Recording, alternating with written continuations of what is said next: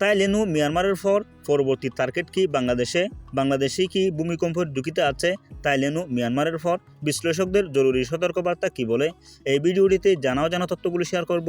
অবশ্যই ভিডিওটি না টেনে সম্পূর্ণ দেখবেন। তাইলেন ও মিয়ানমারের ধারাবাহিক ভূমিকম্পের পর এখন বাংলাদেশের নাম উঠেছে বিশেষজ্ঞের আলোচনায়। হিমালয়ান বেল্টের কাছাকাছি অবস্থান, টেকটনিক প্লেটের চলাচল কি বলছেন ভূবিজ্ঞানীরা, জেনে নিন বাংলাদেশের ভূমিকম্প ঝুঁকির গভীর বিশ্লেষণ। গত সপ্তাহে থাইল্যান্ডে 7.6 মাত্রার ভূমিকম্পে কেঁপে উঠেছে পুরা দেশ। এর আগে মিয়ানমারে 7.7 মাত্রার ভূমিকম্প। প্রশ্ন উঠেছে ইন্ডিয়ান ও ইউরেশিয়ান প্লেটের সংযোগস্থল থাকা বাংলাদেশ কি পরবর্তী টার্গেট?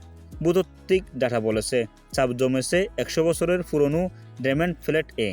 ঢাকা, চট্টগ্রাম, সিলেট এই শহরগুলো ভূমিকম্প জুন 2 ও জুন 3 এই অবস্থিত। 1897 সালে মহাভূমিকম্পের পর টেকটনিক প্লেটে জমা শক্তির পরিমাণ চাঙ্গা।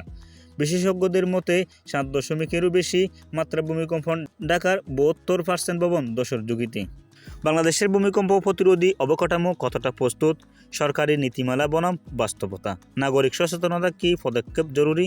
প্রকৃতির বিরুদ্ধে লড়াই করা প্রায় অসম্ভব, কিন্তু প্রস্তুতি পারে বিপর্যয়ের কমানো।